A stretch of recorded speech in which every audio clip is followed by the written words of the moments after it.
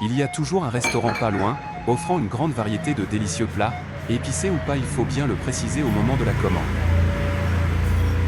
Sukhothai regorge de sites historiques, qui reflètent la glorieuse civilisation de l'ancienne capitale, qui reste pour les générations futures à perpétuer la préservation.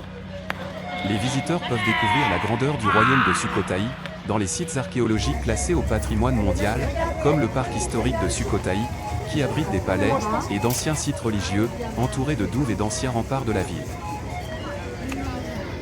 De nombreux marchés, de jour ou de nuit, offrent la possibilité de flâner en s'enivrant d'odeurs et parfums variés, ou de déguster un délicieux jus de canne à sucre, ou de mangue.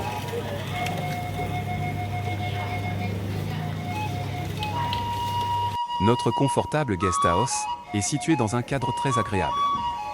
Ici, le calme règne en maître. Seuls quelques chants d'oiseaux exotiques, ou de cigales, viennent ponctuer agréablement ce silence.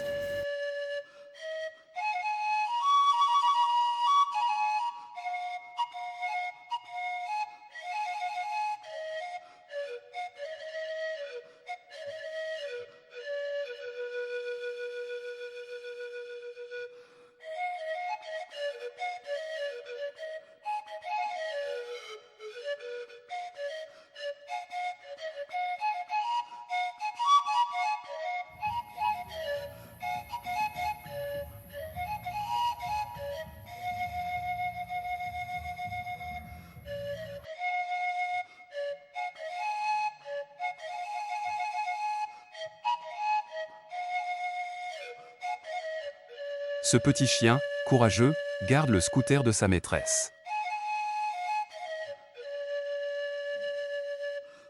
À la nuit tombée, des milliers d'étourneaux viennent passer la nuit dans la ville.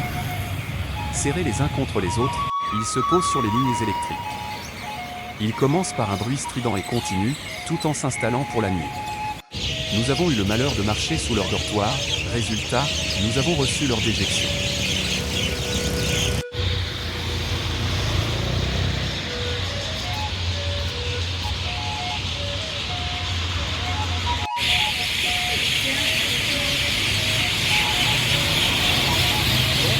Ouais.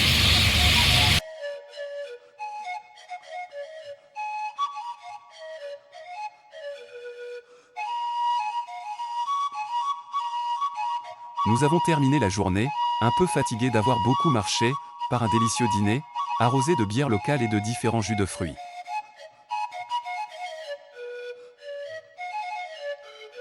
Bracelets confectionnés par des mains expertes, à partir de feuilles de bananier.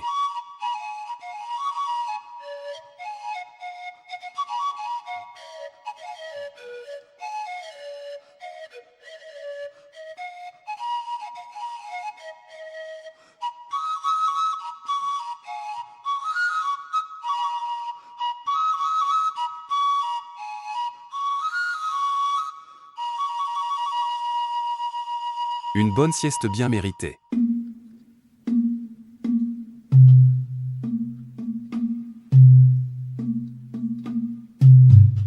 Des arbres de voyageurs agrémentent les beaux jardins de notre guest house.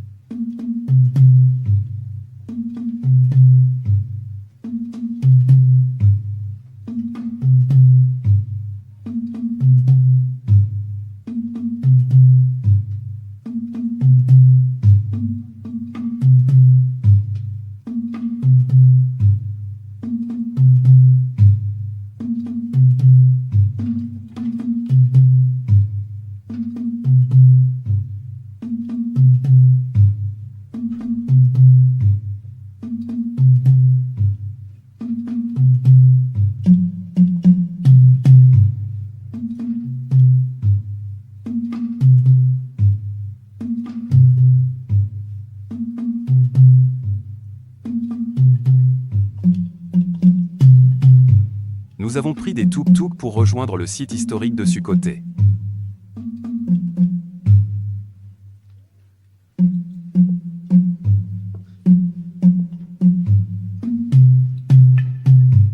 Von court pour récupérer sa belle casquette, mal vissée sur sa tête, emportée par le vent.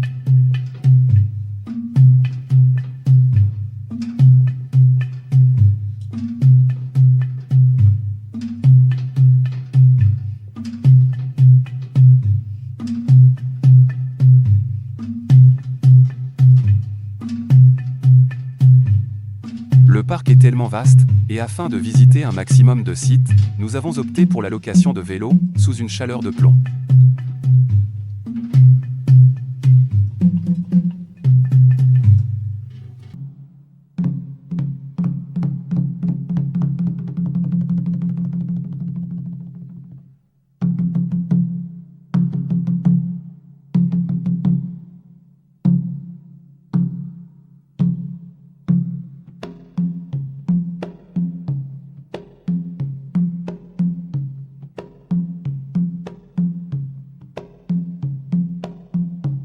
Classé au patrimoine mondial de l'UNESCO, le parc historique de Sukhothai est un formidable témoignage du passé glorieux de la Thaïlande.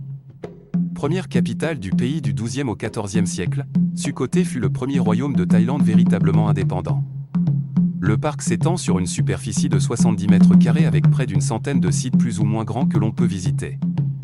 C'est pour moi, un incontournable pour qui s'intéresse à la culture et à l'histoire de la Thaïlande. Le parc historique de Sukhothai est divisé en 3 zones séparées mais voisines. La zone centrale, la plus visitée et probablement la plus intéressante, la zone nord avec le Wat Sichum et son immense Bouddha de pierre, et la zone ouest, la moins visitée, dont le temple le plus marquant est le Wat Saphang et son Bouddha debout. Dans la partie centrale, le Wat Mahata est le plus grand temple et le plus connu avec ses Bouddhas assis et debout. Vient ensuite le Wat Sasi, le Wat Traphongkoen, au fond et dans un style khmer le Wat Sri Sawe. Vous y trouverez aussi une statue du roi Ram Khamang, l'inventeur de l'écriture thaï. Souvent, les visiteurs se contentent de découvrir la partie centrale, mais ne ratez surtout pas le Wat Sichum dans le secteur nord et son immense Bouddha assis en pierre, dont on dit qu'il est le plus grand du pays.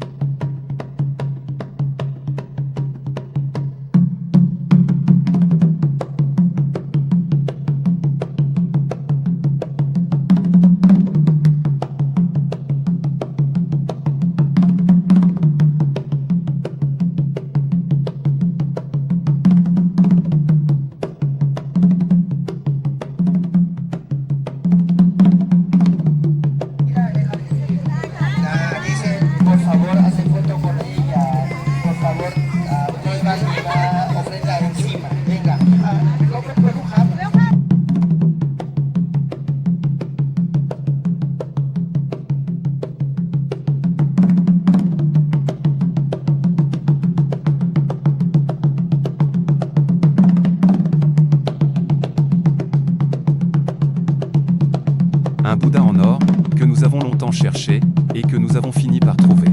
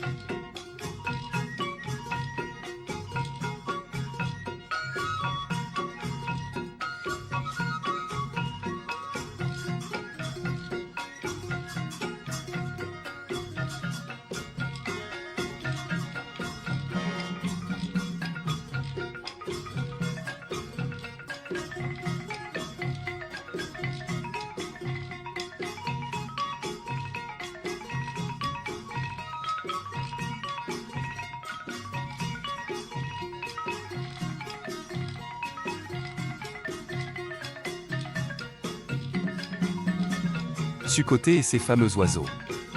Ça fait penser au film d'Hitchcock.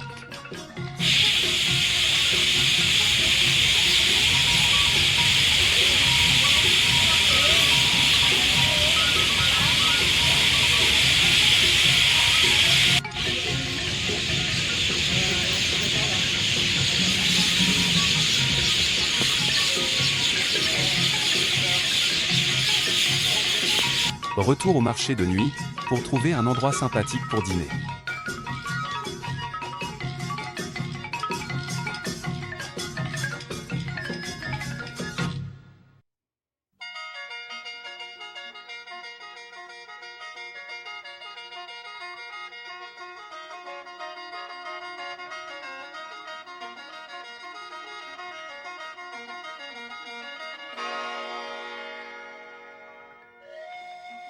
Après avoir passé le Wat Sorazak et son chédi entouré de sculptures d'éléphants, vous pourrez découvrir le Wat Sichum et son immense Bouddha assis, sculpté en pierre, considéré comme le plus grand empire du pays.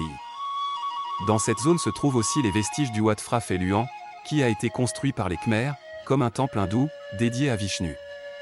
Si vous avez le temps, dirigez-vous dans la zone ouest, la moins visitée pour y découvrir le temple Wat Saphang et son Bouddha debout. Un chien bien mal en point. Délicieuse bière locale.